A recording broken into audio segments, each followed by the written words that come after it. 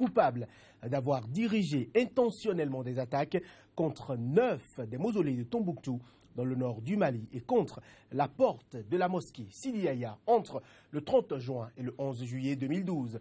La CPI, la Cour pénale internationale, a tranché 9 ans de prison, un jugement considéré comme un avertissement pour ceux qui détruisent le patrimoine de l'humanité. À Tombouctou, c'est un sentiment mitigé qui prévaut. D'aucuns saluent cette condamnation, mais il y en a qui la jugent légère en ce qui concerne les charges retenues contre le chef de la Hisba, la brigade islamique des mœurs. Cour pénale internationale, 9 ans de prison pour Almadi, un signal fort envers l'extrémisme, bien au-delà de Tombouctou.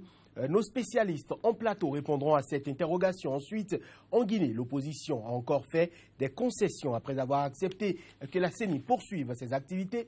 Les opposants guinéens concèdent d'aller aux élections locales sans faire auditer le fichier électoral qui était un autre point important du dialogue politique. C'est finalement le fichier électoral qui a conduit aux élections présidentielles du 11 octobre 2015 qui conduira aux élections locales, décision issue de la 4e journée du dialogue au Palais du Peuple. Mais selon plusieurs personnalités politiques à ce dialogue, les décisions qui en seront issues ne s'imposent pas à l'Assemblée. Guinée, dialogue politique, quelle portée à un dialogue dont la légitimité est remise en cause? Second débat du jour sur Angle de vue, votre émission qui analyse l'actualité sur le continent africain. Suivons ensemble pour commencer le flash, le point de l'actualité. Le président gabonais Ali Bongo Ondimba a prêté serment pour un deuxième septennat, 4 jours après la validation de sa réélection contestée par son rival Jean Ping et accueilli fraîchement à l'étranger. 4 chefs d'État africains assistaient à la prestation de serment devant des corps constitués du Gabon, ainsi que les premiers ministres du Sénégal, du Tchad, du Congo, du Maroc et de la Centrafrique. La France était représentée par son ambassadeur, tout comme les États-Unis. 4 étudiants responsables de l'Union nationale des étudiants du Tchad ont été arrêtés mardi au lendemain de manifestations pour protester contre la suppression des bourses d'études. Les étudiants de l'université de N'Djamena, qui sont en grève depuis 10 jours, ont annoncé une marche mercredi pour protester aussi contre la suppression des bourses. Le ministre de l'Intérieur et de la Sécurité a interdit toute manifestation sur l'ensemble du territoire selon un arrêté publié mardi. Un journaliste somalien travaillant pour une radio populaire de Mogadiscio a été tué mardi par des hommes armés non identifiés dans la capitale somalienne. Abdiaziz Mohamed Ali, qui travaillait pour la radio Chabel, a été abattu de plusieurs balles alors qu'il rendait visite à ses parents dans le quartier de Yakchid, dans le nord de Mogadiscio. Les tueurs ont fui les lieux du crime avant d'être appréhendés.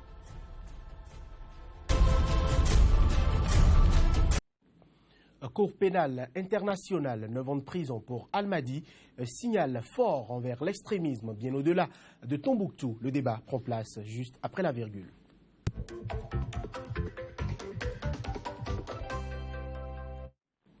À mes côtés sur ce plateau pour en parler, Maître Alain Orunla, avocat au barreau de Cotonou au Bénin. Maître Orunla, bonjour. Bonjour, Joanne. Face à vous, Héribert Labella-Diovi, journaliste, spécialiste des institutions internationales. Héribert Labella-Diovi, merci d'accepter notre invitation. Merci aussi de m'avoir invité.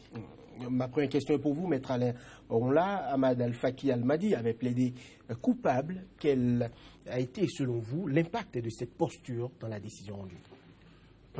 Cette reconnaissance de culpabilité et les excuses présentées par Al-Mahdi ont contribué à la clémence du verdict, à la clémence de la Cour.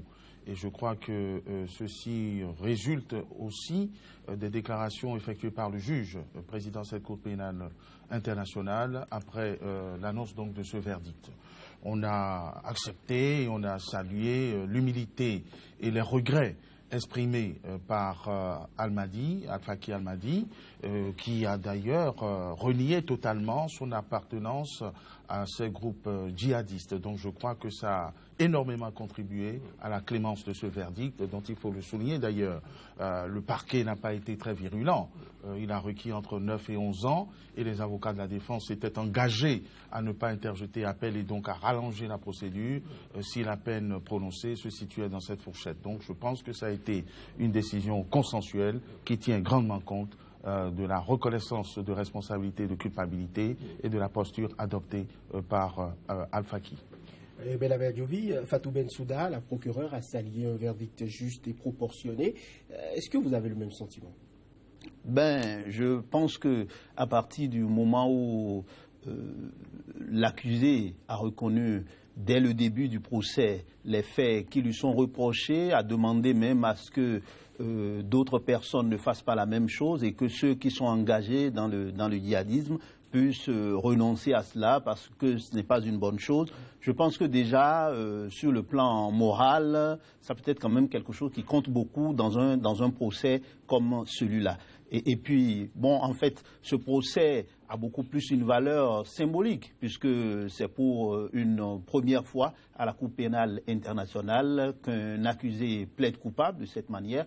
Et deuxièmement, première fois également qu'il y a un procès sur des biens culturels. Donc, on a voulu donner l'exemple, et si ça peut permettre de décrisper l'atmosphère actuelle. Je pense qu'au-delà de ce procès, il faudra voir au Mali la question de la sécurité de façon générale et au-delà même du Mali, les pays qui sont aujourd'hui dans une spirale de violence pour des faits, des confrontations religieuses, tout ça. Je pense que ce procès peut servir à quelque chose. Mais une fois encore, je pense qu'il y a beaucoup à faire. Maître Aléonla, l'homme a demandé pardon à son peuple. Il a assuré avoir plein de remords et de regrets. Est-ce que c'est une posture ou bien c'est sincère selon vous? Je pense que c'est sincère parce que l'extrémisme nourrit l'illumination. À des moments donnés, on se laisse aller, on détruit, on démolit, et puis après, quand il y a un coup d'arrêt, il peut y avoir un repentir très sincère. Et d'ailleurs, tout le monde s'accorde pour dire que Al-Faki Al-Mahdi, c'est comme ça que moi je le connais, que je l'appelle, n'était pas un acteur de premier plan. Il n'avait pas les premiers rôles. Il a joué plus un rôle d'exécutant et d'explicateur. Donc ce n'était pas le principal instigateur. Donc le fait qu'il vienne demander pardon peut résulter de ce qu'il a pris conscience des actes qui lui ont été imputés et de ceux dans quoi on l'avait entraîné. Donc je pense que son repentir était très sincère puisqu'il est resté constant dans cette posture tout au long du procès. D'ailleurs, dès qu'il a été interpellé, et il n'y a aucune raison, de mon point de vue, d'en douter. Eh bien, la Diovi. Mais j'ai le même point de vue sur le sujet puisqu'il a été constant depuis l'ouverture du procès jusqu'à la fin. Je pense que on sait très bien que l'extrémisme et surtout ceux qui acceptent de poser des actes de vandalisme sur fond de contestation religieuse, je pense que c'est des gens qui sont recrutés dans des milieux défavorables. Et donc je crois que face aux charges qui sont portées contre lui, je pense que ce monsieur a compris, ce Touareg malien a compris qu'il fallait vraiment reprendre le cours normal des choses. Quand même, c'est un homme face à la situation, la destruction de mausolées, la destruction de mosquées, et lui-même, qui je crois est un musulman, ça pose un problème de conscience. Je pense qu'il était sincère. Alors, les organisations de défense des droits de l'homme ne sont pas tout à fait satisfaits. Suivons cet élément de la rédaction de SICA. À Tombouctou, des habitants se sont félicités de la décision des juges, y voyant une leçon et un exemple. C'est historique, surtout dans le cas du Mali depuis 2012. C'est la première fois qu'un verdict est donné et le jugement est symbolique. Nous retenons la signification symbolique de ce verdict, a laissé entendre le professeur Bakary Camara, secrétaire général adjoint de l'Association malienne des droits de l'homme, avant de poursuivre. 9 ans d'emprisonnement, c'est pas mal du tout. Mais nous souhaiterions quand même que les investigations continuent, que Al-Mahdi et ses complices soient poursuivis pour d'autres crimes, des crimes sexuels, des viols, des mariages forcés, et qui ont été commis au nord, à Tombouctou. Les ONG avaient néanmoins regretté au début du procès que les charges contre Al-Faki Al-Mahdi n'aient pas été élargies pour inclure les autres crimes reprochés à la Hisba, dont des crimes de torture, de violence et la mise en esclavage sexuel de femmes de Tombouctou. Human Rights Watch a ainsi appelé le Mali à jouer un rôle plus actif dans les poursuites pour des crimes de guerre sur son territoire, a indiqué l'ONG dans un communiqué. Amnesty, de son côté, a rappelé les centaines de civils tués, torturés ou violés et invité la procureure à continuer ses enquêtes. Ces jugements peut constituer un signal fort envers les criminels de guerre, les criminels qui commettent des crimes contre l'humanité. C'est un avertissement pour leur dire que, alors, l'impunité ne sera plus acceptée. Alors que de nombreux sites sont régulièrement détruits en Syrie ou en Irak, ce jugement envoie un signal fort contre la destruction de biens culturels, a affirmé dans un communiqué la MINUSMA, la mission des Nations Unies au Mali. Maître Alain Roula, on remet clairement en cause les charges qui ont été retenues contre Al-Faki Al-Mahdi. Votre réaction? On ne remet pas en cause les charges. On déplore que les charges n'aient pas été élargies. Parce que ce qui pouvait être reproché à Al-Mahdi, c'est non seulement la destruction de ces biens, pas seulement culturels, mais c'est des biens classés patrimoine mondial de l'humanité. Donc, ce qui explique la compétence de la Cour pénale internationale, outre que ça se soit déroulé en temps de guerre. Mais la Cour n'a pas saisi l'opportunité d'aller vers les autres exactions qui ont été dénoncées, qui ont été commises, qui ont été perpétrées, qui ont été dénoncées, à savoir les crimes de viol en série, de torture, de séquestration, de mariage forcé, etc., qui auraient pu s'étendre donc aux accusations portées contre Al-Mahdi. Mais je crois que la Cour a mis cela de côté, a fait économie de ses charges pour pouvoir aller vite sur ce qui a été reconnu, c'est-à-dire la destruction des biens dont on a parlé et la reconnaissance de responsabilité. Donc je pense que la Cour a opté pour un procès pédagogique et symbolique pour marquer un coup d'arrêt à cette destruction massive de biens classés patrimoine de l'humanité qui se déroule par exemple en Syrie, qui se sont déroulés dans d'autres temps, par exemple sous les nazis en Allemagne, plutôt que de s'empêtrer dans des investigations qui auraient pu être très très longues et complexes. Parce que, comme je l'avais dit précédemment, ce n'est pas Al-Faki le principal responsable. Il ne fait même pas partie des principaux responsables de ces exactions que l'on recherche. Il est chef. Je ne suis pas en train de minimiser son rôle ou son implication. Mais dans l'organigramme, il est totalement en dessous de ceux qu'on aurait pu aussi rechercher et qui étaient les donneurs d'ordre directs. Il ne s'agit pas de défendre Al-Faki, dont on a reconnu qu'il était éligible aux circonstances atténuantes les plus larges, ce qui explique la clémence du verdict. Mais il se sait aussi que c'était le dernier maillon de l'organigramme de commandement de ces différentes exactions. Donc, je comprends tout à fait les militants des associations des droits de l'homme qui réclament la poursuite des investigations et la recherche des autres terroristes et criminels présumés afin que le travail de la Cour pénale soit complet et plus pédagogique. On ne peut pas occulter les viols qui ont été commis à Tombouctou. Il y a des gens dont on a coupé des mains parce qu'on a jugé qu'ils étaient voleurs sans aucune investigation. Oui, je pense que effectivement c'est l'autre volet de ce procès. Un autre procès pourrait éventuellement s'ouvrir, mais je pense que la Cour pénale internationale a voulu prendre ce procès comme un cas d'école qui pourrait permettre non seulement de dissuader ceux qui procèdent à ce genre de vandalisme, mais également montrer que avec ces 9 ans de prison qui ont été requis contre l'accusé, toute personne qui pourrait se comporter, c'est-à-dire se comporter en, comment on appelle, se repentir par rapport à ce qu'il avait fait précédemment, pourrait bénéficier évidemment d'une situation atténuante. Maintenant, oui, effectivement, il y a des crimes de guerre, les viols, tout ce dont vous avez parlé, les mariages forcés, tout ça, qui sont quand même, c'est presque rébarbatif de le répéter, mais c'est des choses qui arrivent toutes les fois qu'on a des guerres, quelle que soit la forme de la guerre. Ici, on parle de guerre religieuse, mais pas que ça, puisqu'il y a dans le Nord Mali, ne l'oublions pas, des questions plus sérieuses en termes de sécurité. Ça ne date pas d'aujourd'hui, avant même qu'on ne parle d'Atmi, dans Sardine et autres. Il y avait, depuis des décennies, une zone presque de non-droit dans le Nord Mali.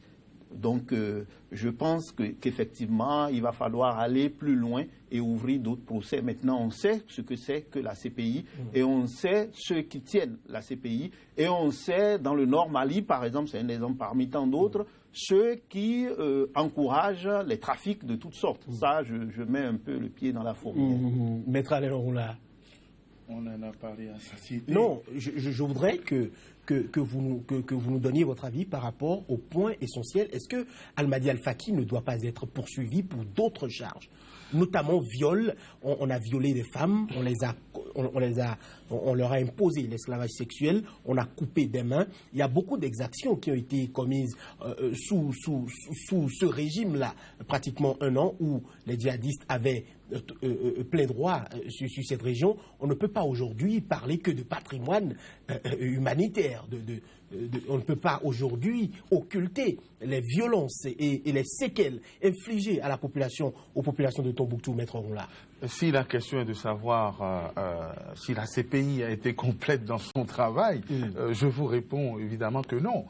Parce que les charges dont vous faites état ne sont pas découvertes aujourd'hui. Ce n'est pas après le verdict et après le procès qu'on les a découvertes, puisque elles ont été portées à la connaissance de la procureure. Elles ont été portées à la connaissance de la Cour pénale internationale. Il y a eu des plaintes qui ont été déposées pour l'élargissement des charges reposant sur des éléments non contestés et que vous avez énumérés. Cependant que ni le parquet ni la Cour pénale n'ont entendu prendre en compte, du moins pour l'instant, ces différentes charges, ayant préféré se concentrer sur le procès de vandalisme. Et c'est en cela que je dis que c'est peut-être une option pédagogique. Une option pédagogique en ce sens que s'intéresser aux autres charges dans l'immédiat aurait nécessité des investigations très complexes et des mandats d'arrêt, des recherches, parce que les auteurs présumés ne sont pas tous trouvables, ils ne sont pas tous trouvés, alors qu'on avait déjà mis la main sur Almadi, qui a immédiatement reconnu les faits, et donc il fallait organiser très rapidement ce procès. Je ne vais pas dire pour l'expédier, puisqu'il n'y a eu que 3 témoins, l'accusé a tout reconnu, les films étaient là, il était présent sur tous les sites. Donc c'était plus facile d'organiser ce procès et de marquer les esprits.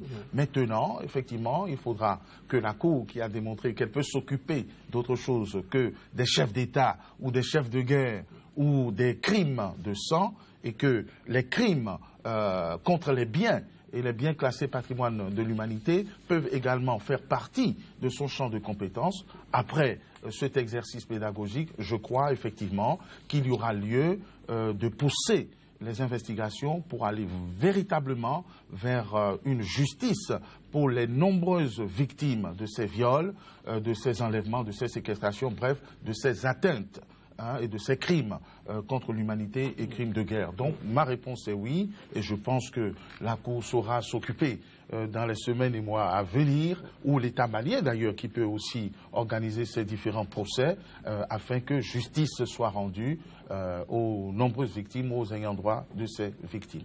L'UNESCO s'est aussi prononcé dans la foulée de ce verdict. Nous allons suivre Lazare Lundou, il est le représentant de l'UNESCO au Mali. C'est une étape majeure dans la reconnaissance du rôle du patrimoine et que sa destruction est quelque chose qui affecte énormément les communautés. Je crois que c'est ce qu'on peut retenir. C'est aussi une confirmation de tout le travail de sensibilisation que l'UNESCO a mené depuis plusieurs années pour faire reconnaître le patrimoine culturel comme un enjeu de paix, de réconciliation, mais aussi un enjeu de sécurité. Et donc, nous prenons note de cette condamnation et nous espérons que cela va être une étape décisive dans la paix et la réconciliation au Mali. La justice a été faite et je pense que ce qui est important pour les communautés, c'est que ce procès est allé jusqu'au bout. Maître Alain Ronla, on a suivi l'avis du représentant de l'UNESCO au Mali. Bamako a exprimé le souhait que le jugement fasse jurisprudence dans la protection du patrimoine mondial, mais actuellement, les champs sur lesquels il y a aussi des conflits de ce type d'exactions, c'est l'Irak ou la Syrie, mais ces deux pays n'ont pas signé le traité de Rome. Ce sera difficile de continuer. Écoutez, les choses peuvent évoluer. Les choses peuvent évoluer.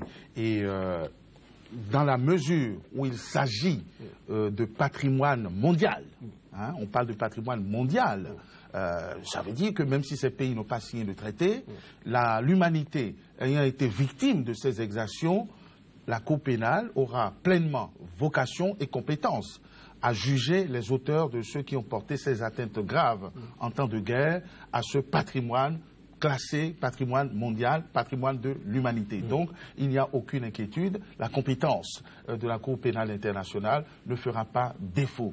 Ce qui peut être regrettable, c'est qu'il n'y ait pas eu des condamnations à des peines d'amende ou des condamnations à réparation. C'est vrai qu'on peut très mal imaginer Al-Faki avoir les moyens de reconstruire ce qu'il a détruit, mais je crois que pour le symbole, il eût été intéressant, important de porter la condamnation également sur le terrain pécuniaire afin que les auteurs de ces exactions comprennent qu'ils pourraient aussi être touchés dans leur patrimoine. Et je termine en disant que nous soyons rassurés, les crimes contre l'humanité sont des crimes imprescriptibles. Ça veut dire que nous avons pour l'instant l'éternité pour rechercher les auteurs et les juger.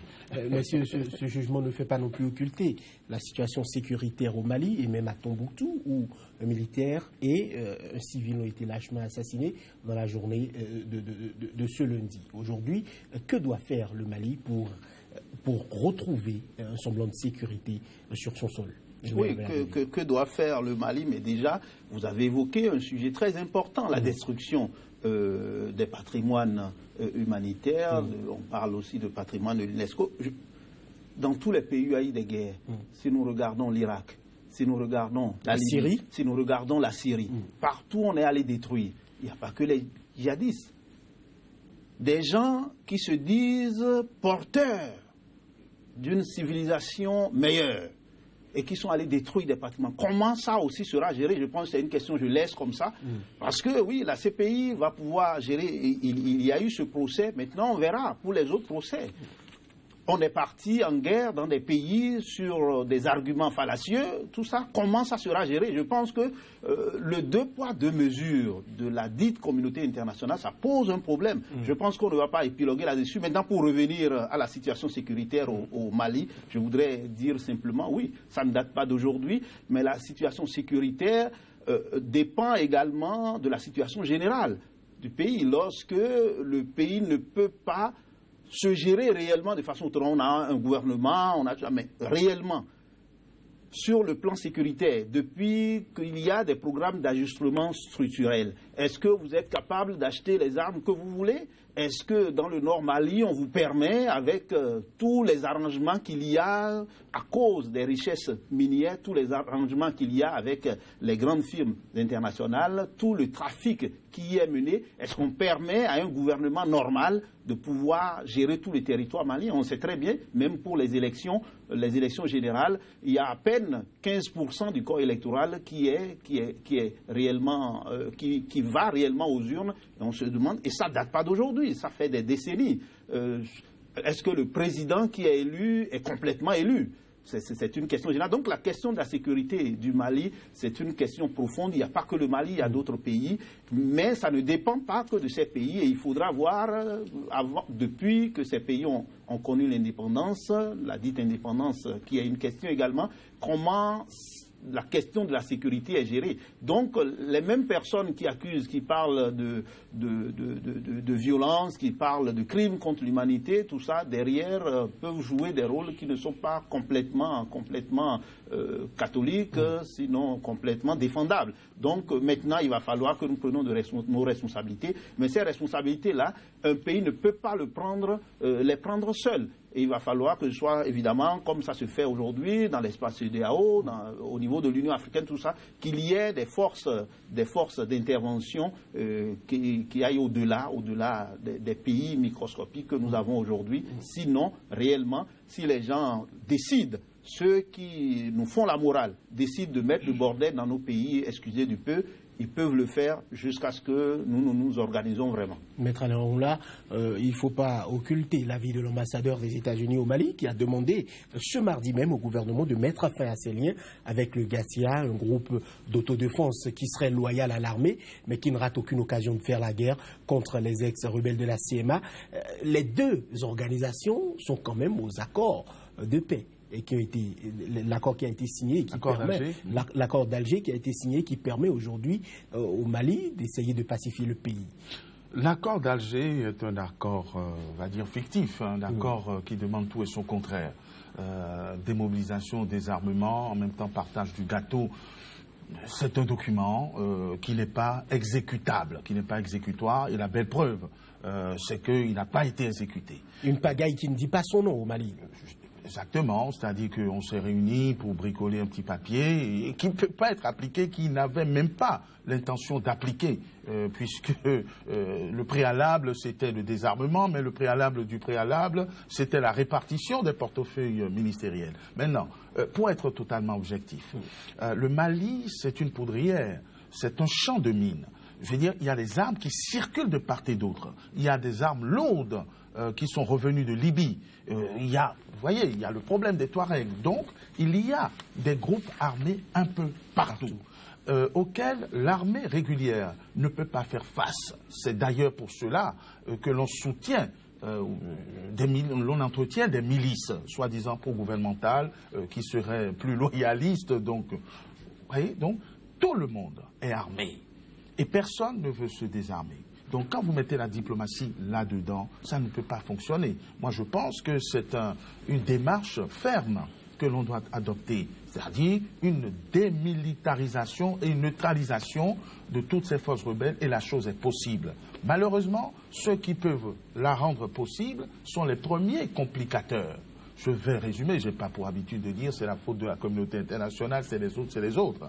Mais je vais emprunter les propos d'un artiste, Salif Keïta. Si la France le voulait, le problème serait réglé. Mais la France ne le veut pas, du moins pour l'instant, parce que c'est dans cette pagaille que l'on tire le maximum de ressources au préjudice et au détriment du peuple malien. Et bien, votre avis sur la question sécuritaire, qui quand même continue de se gérer, les groupes d'autodéfense, groupes pro-gouvernemental, tous ces groupes-là sont à l'accord de paix, sont autour de la table de négociation, on se rencontre chaque semaine, on discute, mais sur le terrain, on continue de tuer la population. Ah, mais ça doit continuer jusqu'à ce que nous prenions conscience, puisque nous savons tous qu'il y a une crise, pas complètement majeure, mais pas très loin, économique, et que ceux qui sont nos amis d'en face savent comment venir piller nos ressources. Donc, aussi longtemps qu'on en aura besoin, on va créer la déstabilisation. Et le Mali, ça dure depuis des décennies. C'est un problème très sérieux.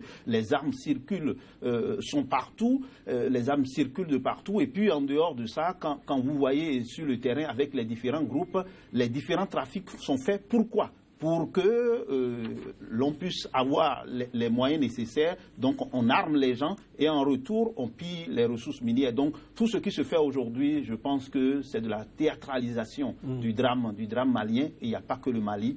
Une fois encore, il faut une responsabilisation sous-régionale, régionale, pour que nous nous en sortions. Il faudrait une responsabilisation. Et quelle crédibilité pour le gouvernement malien dans cette situation? Oh, mais le gouvernement malien n'est pas le seul gouvernement et ça ne date pas d'aujourd'hui. Donc on ne peut pas accuser rien que le gouvernement actuel. Maintenant, le gouvernement actuel, puisque c'est eux qui sont au pouvoir, ils doivent travailler à mettre les uns les autres autour d'une table de négociation, qu'on ne parle pas d'abord de partage du gâteau, mais qu'on parle de s'asseoir pour vraiment changer ce qui se passe. Mais les gens ne vous donneront pas, ne vous permettront pas de le faire maintenant. Il va falloir qu'en tant qu'Africains, qu'en tant que Maliens, qu'ils s'asseyent, qu'ils se disent ce que nous avons fait jusque-là, nous sommes tous responsables. Qu'est-ce qu'on peut faire pour que la situation change? Tant qu'on ne le fera pas, on sera là. Le peuple sera très pauvre.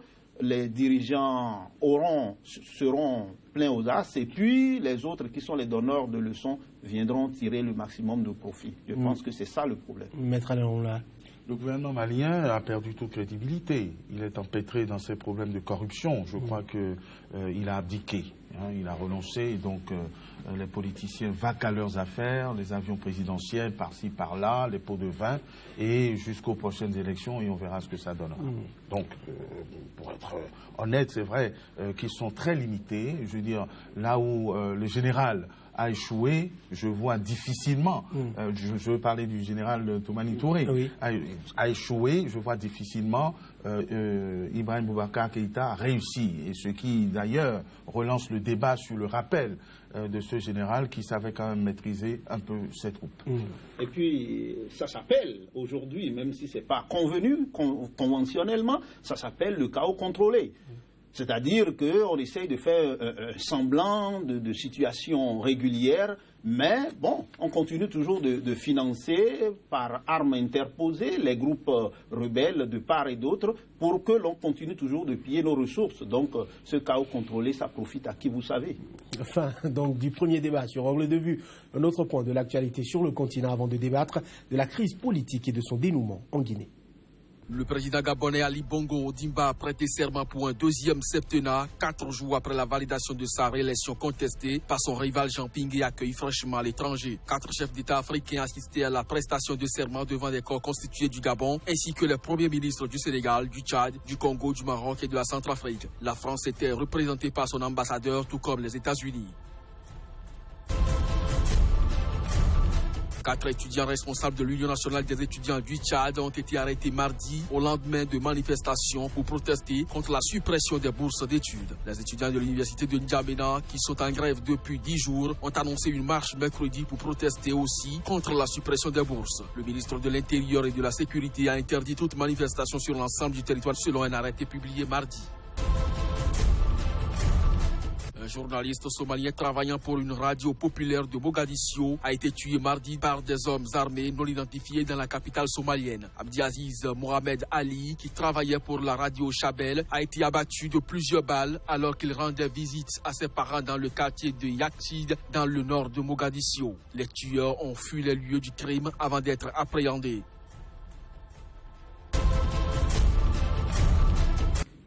Guinée, dialogue politique, quelle portée à un dialogue dont la légitimité est remise en cause? Le débat prend place juste après la virgule.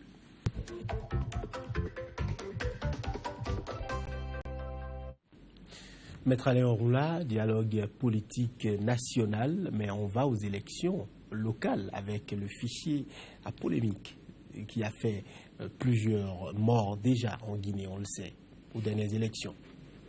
C'est heureux que les partis se parlent et se reparlent, s'embrassent et rient ensemble. La légitimité de ce dialogue n'a pas été remise en cause sérieusement par des gens sérieux, puisque les plus sérieux sont d'accord pour le dialogue. Il s'agit du président de la République, Alpha Condé, et de son ancien et peut-être futur rival. C'est Boudalen Diallo. Voilà, les deux ont parlé, ils sont rejoints par Sidya Touré, donc je pense que ce dialogue est d'autorité et il est meilleur que les échauffourées que nous avons pu connaître l'année dernière. Je pense que ce dialogue va amener au partage habituel du gâteau et donc exit les questions qui fâchaient, fichier électoral, présence de la communauté internationale, les affaires se règlent en Guinée et entre Guinéens. C'est heureux, il faut le saluer. Et bien, la Diobi, on a le sentiment que Cellou Dalein Diallo souffle le chaud et le froid. Il n'est pas personnellement au dialogue. C'est vrai que c'est son ancien allié de l'UFC qui est le porte-parole de l'opposition à ce dialogue-là. Est-ce qu'on n'a pas l'impression que l'opposition demande quelque chose et puis finalement fait rétropédalage? Ils ont exigé, par exemple, que la CENI, oui, la CENI en Guinée était, je dirais, un bras armé du pouvoir, qu'il fallait revoir cette CENI-là. Finalement, on concède que la CENI continue de travailler. On a exigé le toilettage du fichier électoral. Finalement, on dit que pour les locales, ce n'est pas trop grave. On accepte d'aller au local avec. On verra après. Mais si on a accepté que le fichier précédent serve pour les élections générales, je ne vois pas, si l'échéance est déjà là, pourquoi on ne pourrait pas faire la même chose pour les élections locales. Donc je crois personnellement qu'effectivement, c'est le moins de mal. Parce qu'on aurait pu faire la même chose dans un pays pas très loin de nous, en RDC. Le problème que nous avons n'est pas un problème de fichier électoral. Même si le fichier électoral n'est pas propre, si les uns et les autres se contrôlent au cours de l'élection, je pense et surtout qu'il s'agit d'élections locales, il n'y a pas grand problème. Le vrai problème, c'est comment on pense que parvenir au poste politique, parvenir au poste de responsabilité pour gérer la cité, c'est pour se partager le gâteau. Sinon, je pense que dans notre culture, la question de l'arbre à palabre, c'est quelque chose de très important, qu'on se retrouve en famille, puisque c'est notre pays commun, que les Guinéens se retrouvent, qu'ils échangent entre eux et qu'ils trouvent un terrain d'entente. Je pense que c'est quelque chose de très important, puisque je crois que sur ce point-là, ce qui les divise, le fichier électoral, la CENI, tout ça, c'est pas plus important que, en tout cas, le maintien du statu quo en attendant qu'on ait une situation meilleure. Moi, je salue toutes les fois qu'il y a ce genre d'échange, parce que de toutes les manières, qu'on revoie, qu'on toilette le fichier électoral ou pas, on va se retrouver, c'est le peuple qui vit des situations de misère, et ce n'est pas forcément demain que ce sera la veille de la fin de cette misère. Donc, si les politiciens peuvent épargner le peuple de violences inutiles, je pense que c'est bon pour le moral. Maître Alain Roula, il y a un problème sérieux qui se pose, c'est qu'Aboubacar Sylla, le porte-parole de l'opposition à ce dialogue politique-là, a dénoncé certains propos ou certaines attitudes des membres du pouvoir qui sont carrément en train de dire que ce dialogue ne s'impose à personne et on ne pourrait peut-être qu'en tenir compte. Et si dialogue national il y a et que les réactions ou les résolutions qui en sont issues ne sont pas appliquées, à quoi ça sert d'aller au dialogue? Et ceux qui parlent, quand il y a un dialogue, il y a toujours les pour et les contre, les mises en garde, les invectives. Ceux qui parlent, ils parlent au nom de quoi? Et au nom de qui? Des ministres du gouvernement. Le dialogue est voulu par le président de la République. C'est lui qui a pris l'initiative d'aller saluer le Premier ministre, l'ancien Premier ministre, éploré. Il lui a même offert l'équivalent de 5 000 €. Hein, ils ont beaucoup ri, ils ont plaisanté, ils se sont vus plusieurs fois. L'opposant principal est d'accord pour le dialogue. Le deuxième opposant transhumant, il est allé au gouvernement, il est revenu, il est d'accord. Donc, les principales forces politiques en Guinée et leurs responsables sont d'accord pour ce dialogue.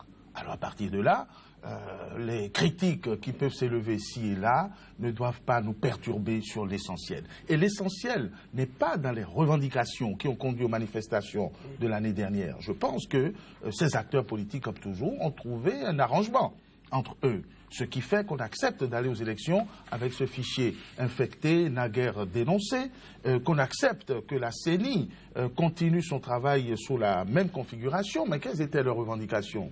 L'UFPG, je crois, l'Union des forces... L'UFDG réclamait plus de membres à la CENI. Elle se plaignait de n'en avoir que 3 sur 25, alors qu'elle représentait un peu plus de la moitié, hein, on revendique toujours. Aujourd'hui, elle est d'accord pour aller aux élections. Parce que le principal point pour eux, c'est qu'il faut que les chefs de district, en tout cas les collectivités, les autorités décentralisées, ne soient plus nommées et soient dirigées à la suite de véritables élections. Donc je pense qu'il y a compromis sur l'essentiel, il y a compromis sur le partage du gâteau, malheureusement, au détriment du peuple guinéen. Mais dès lors que ce qui causait hier des morts aujourd'hui est en train de disparaître, on ne peut que saluer cet effort de dialogue qui décrispe l'atmosphère et qui facilite l'amorce du développement. Et bien voilà, et bien la Bella-Diovi, Maître Alain Roula fait bien de parler des manifestations qui ont causé des morts. On a vu l'opposition qui était très prompte à faire rentrer dans les rues les populations.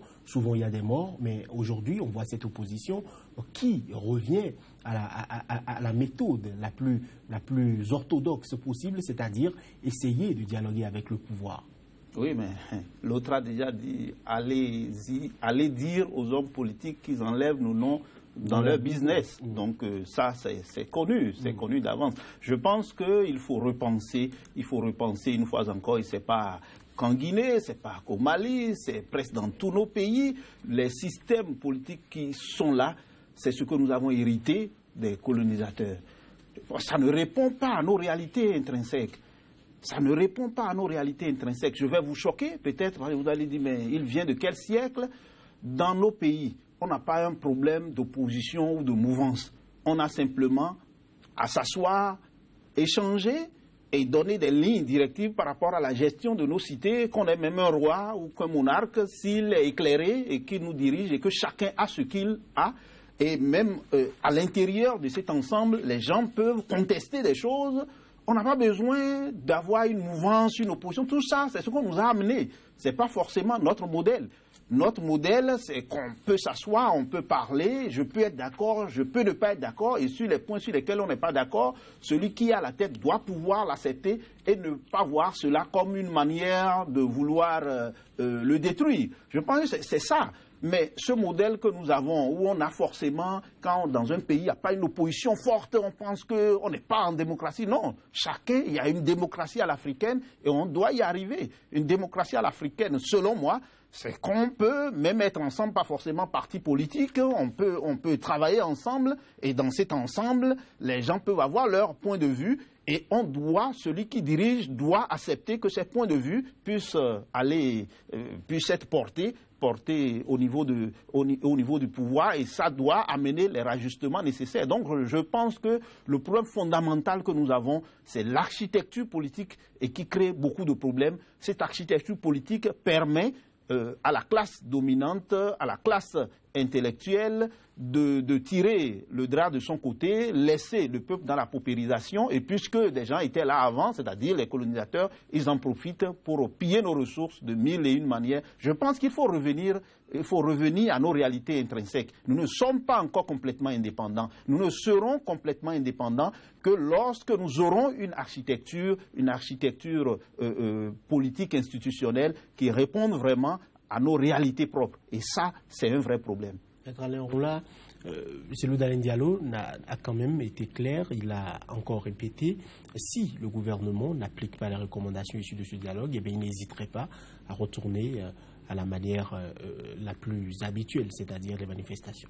Ben, c'est tout à fait normal, et vous l'aviez dit, on souffle le chaud et le froid. Je veux dire, la fiancée n'ira pas se jeter sans mot dire dans les bras de son ancien bourreau et peut-être futur bourreau. Il faut qu'on montre des dents et pour dire que, ben, attention, c'est très sérieux, si vous ne nous donnez pas tout ce que nous voulons, eh bien, il y aura encore la guerre. Je pense que c'est aussi le principe des négociations et c'est aussi une posture pour rassurer les Guinéens, pour rassurer les électeurs, en tout cas de l'UFDD, pour dire qu'on n'y va pas pieds et poings liés et qu'on est dans une démarche constructive, rationnelle, pensée et stratégique.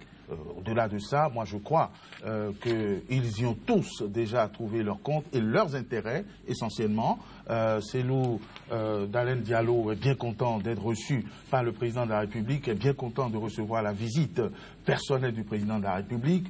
Il est associé aux grandes décisions puisqu'il s'attribue le mérite de la baisse de la TVA qui va soulager les Guinéens. Donc je crois que c'est une manière de passer le temps jusqu'aux prochaines élections où il pourrait encore avoir quelques clivages. Mais moi, je leur souhaite bien du courage.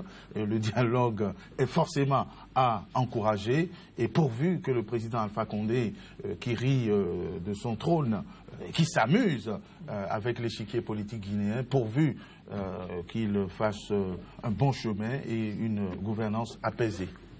Dernière question, messieurs. Quelle suite voyez-vous à ce dialogue politique national guinéen ? De toutes les manières, les choses ne changeront pas maintenant. Les choses ne changeront pas maintenant. On est allé, à commencer par le Bénin, dans les conférences nationales. On n'a pas pu dire tout ce qu'on doit dire. On a continué avec le système qui était en place, qu'on nous a imposé subtilement depuis les indépendances. Il faut revoir ça. Tant qu'on n'a pas revu ça, oui, il n'y a pas de miracle. Alpha Condé, il va faire son travail. En son temps, si les gens estiment qu'il faut revoir le système, que quelqu'un d'autre vienne, quelqu'un d'autre viendra, ça va continuer. Chacun tire un peu le drap de son côté, chacun y trouve son compte. En fait, tout a été dit depuis longtemps sur nos politiques africains, nos hommes politiques africains. Je pense qu'il va falloir repenser tout ça. Personnellement, il n'y a plus grand-chose à dire. Tant qu'on ne va pas s'asseoir et revoir les choses selon notre propre modèle. On va continuer à jouer le jeu. On essaye de gérer une administration dont les ficelles sont ailleurs que dans les capitales africaines. Nécessaire réforme institutionnelle, c'est-à-dire qu'il faut effectivement repenser le mode de gouvernance dans nos pays pour les adapter effectivement à notre réalité, à nos réalités. Cela ne veut pas dire qu'on aille forcément vers la monarchie ou vers le désordre. Il faut que ce type de gouvernance soit moderne et répondent aux normes internationales. Mais en attendant, si nos dirigeants sont bien inspirés, bien formés et ont ce qu'on appelle la crainte de Dieu, je le dis comme tout le monde, ils pourraient, avec les mauvaises institutions et le mauvais système, songeant au peuple, songeant au partage équitable des ressources, ils pourraient très bien faire plutôt que de rester dans ce jeu dans lequel le colon ne les a pas mis, mais dans lequel ils se sont empressés de s'engouffrer.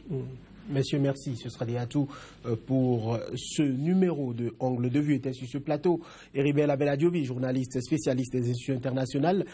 Face à lui, maître Alain Oronla, avocat au barreau de Cotonou, c'est au Bénin.